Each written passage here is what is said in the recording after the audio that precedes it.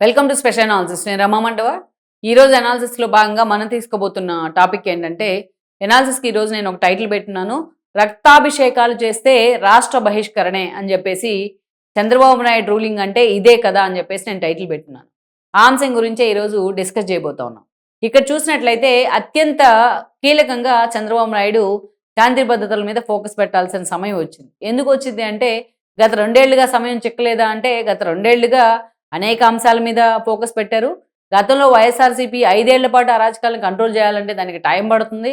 మొత్తం గాంజా బ్యాచ్ దగ్గర నుంచి డ్రగ్స్ ముఠాల దాకా ఎక్కడికక్కడ కంట్రోల్ చేయాలంటే ఇంకా ఎక్కువ సమయం పడుతుంది. అయితే ఈ ఎరాడికేట్ చేసే క్రమంలోనే ప్రభుత్వం నిజంగానే టైం తీసుకుంటా ఉంది. బట్ ఈ క్రమంలో వైసీపీ మీద ఎదురుదిరిగిన టీడీపీ కార్యకర్తలు కూడా దారుణంగా చనిపోతా ఉన్నారు. అందుకే Chandrababu Naidu law and order గురించి అంత చర్చ జరుగుతూ ఉంది.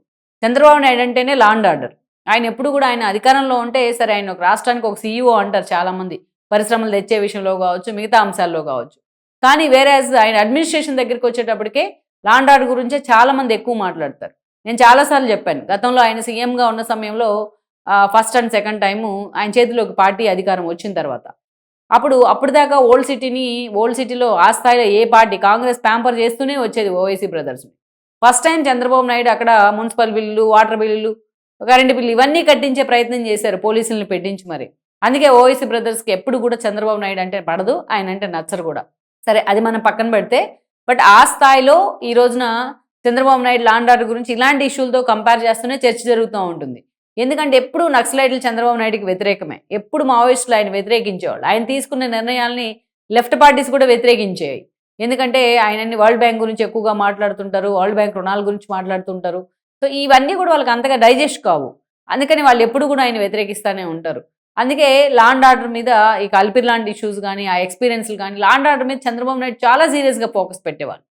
సో అందుకని ఈసారి పర్టికులర్లీ 3 పార్టీలు కలిసి కూటమిగా ఏర్పడి ముఖ్యమంత్రి అయిన తర్వాత, ఏదైతే ఒంగోలు కేంద్రంగా జరిగిన వీరయ్య చౌదరి హత్య దగ్గర నుంచి మొన్న పక్కనే ఉన్న నెల్లూరులో జరిగిన పెంచలయ్య హత్య దాకా, నిన్న మొన్న మాచర్లో జరిగిన మర్డర్స్ దాకా చాలామంది టీడీపీ కార్యకర్తలు నా పార్టీ కోల్పోతా ఉంది, కరడుగట్టిన టీడీపీ కార్యకర్తలు.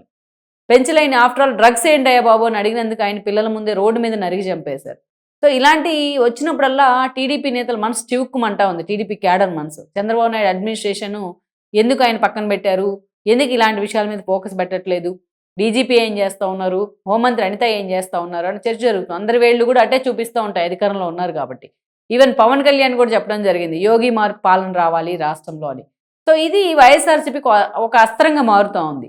ఈ క్రమంలోనే ఎప్పుడైతే పవన్ కళ్యాణ్ ఈ అంశాన్ని సీరియస్గా ఫోకస్ చేశారో, ఆ మరుసటి రోజే రాష్ట్రం మొత్తం కూడా జగన్మోహన్ రెడ్డి బర్త్డే వేడుకలు జరిగాయి. ఆ వేడుకల్లో రక్తాభిషేకాలు చేయటం, ఏదైతే పొట్టేలు తలలకి నరికి ఫోటోలకి రక్తాభిషేకాలు చేయడం, జగన్మోహన్ రెడ్డి ఫోటోలకి, ఏదైతే హాస్పిటల్లో ఒక రక్తదానాల పేరుతో బైక్ ర్యాలీలు చేయడం, ఖమ్మంలో పార్టీ ఆఫీస్లోకి దూసుకెళ్లి హడావుడి చేయడం, ఇంకా చాలా చోట్ల గర్భిణీ మీద దాడులు చేయడం, ఏంది బాణాసంచా వద్దు అన్నందుకు. ఇవంతా చూసిన తర్వాత రాష్ట్రం ఎడిపోతుంది అనే చర్చ జరుగుతుంది. ఇంకోవైపు మెడికల్ కాలేజీల విషయంలో ఈరోజు టెండర్లు పిలుస్తూ ఉంటే కేవలం కిమ్స్ మాత్రమే ఆదోన్ మెడికల్ కాలేజీకి బిడ్డేసింది, ఇంకెవరు కూడా ముందుకు రాలా. సో జగన్మోహన్ రెడ్డి థ్రెటన్ చేశారు కాబట్టే ముందుకు రాలేదా అని చర్చ జరుగుతుంది. మరి రాష్ట్రంలో ఒకవైపు రక్తాభిషేకాలు, ఒకవైపు గర్భిణీ మీద కాలుతో తన్నటాలు, ఇంకొక బైక్లో ర్యాలీలు తీయటారు, జనము ఉన్నారన్న సోయి లేకుండా నానా అల్లరి చేయడాలు చేస్తే రాష్ట్రంలో భయంకరమైన వాతావరణం ఉంటుంది కదా, పెట్టుబడిదారులు రావడానికి కూడా భయపడతారు కదా. అందుకే ఈ చర్చ చాలా సీరియస్గా జరిగింది సోషల్ మీడియా వేదికగా. అందుకే చంద్రబాబు నాయుడు తన పాత స్టైల్ని బయటికి తీస్తూ ఉన్నారు. లేటెస్ట్గా అటు డీజీపీతోని, అటు హోంమంత్రితోని ఆయన లా అండ్ ఆర్డర్ ఇష్యూస్కి సంబంధించి సుదీర్ఘంగా భేటీ అయ్యారు. భేటీ అయ్యిలో కొన్ని నిర్ణయాలు తీసుకున్నారు. ఎవరైనా సరే రక్తాభిషేకాలు చేస్తే, ఎవరైనా ఇలాంటి చర్యలకు ఇంకోసారి పాల్పడితే రాష్ట్ర బహిష్కరణే అని చెప్పి కీలక నిర్ణయం తీసుకున్నారు ఆయన. ఎందుకంటే చాలా కీలక నిర్ణయం అది. ఎందుకంటే ఈరోజు ఒక వ్యక్తి, మొన్నే చూసాం మనం, అజయ్ దేవ్ అనే అతను సంజయ్ రాణి ఆమెని కడుపు మీద తన్నారు. సరే, అతనికి ఏదో పోలీస్ స్టైల్ ట్రీట్మెంట్ ఇచ్చి రోడ్డు మీద నడిపించారు. మొత్తానికైతే ఇదంతా జరిగింది. అయితే రక్తాభిషేకాలు చేసిన వాళ్ళ మీద కూడా కేసులు పెట్టి జైల్లో పెట్టినట్టున్నారు కొంతమందిని. కానీ మళ్ళీ రేపు వాళ్ళు బయటకు వస్తారు ఒక నెల రోజుల తర్వాత, మళ్ళీ ఇదే చేస్తారు. సో అందుకనే ఈసారి రాష్ట్ర బహిష్కరణ అంటే రోడ్ల మీద నడిపించడము, వాళ్ళకి థర్డ్ డిగ్రీ వేయడము, ఇవన్నీ ఒక ఎత్తు అయితే, ఈరోజు వాళ్ళని రాష్ట్ర బహిష్కరణ చేయడం మరొక ఎత్తు. ఎందుకంటే వాళ్ళ తల్లిదండ్రులు, వాళ్ళ పుట్టుపూర్వోత్తరాలు అన్నీ కూడా రాష్ట్రంలోనే ఉంటాయి.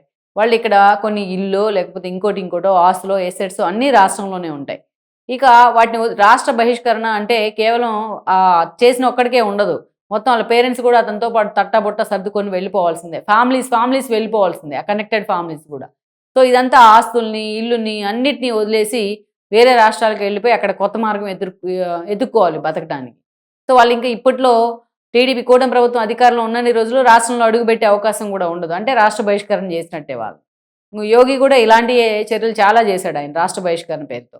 సో అంటే ఆ మొత్తం ఫ్యామిలీ అంతా కూడా రోడ్డు మీద పడినట్టే. ఈ ఒక్కడి కారణంగానో, ఈ ఇద్దరి కారణంగానో. ఇంట్లో ఉన్న ఒక్కడు చేసే మాలిన పనికి ఫ్యామిలీ మొత్తం ఎఫెక్ట్ అయినట్టే.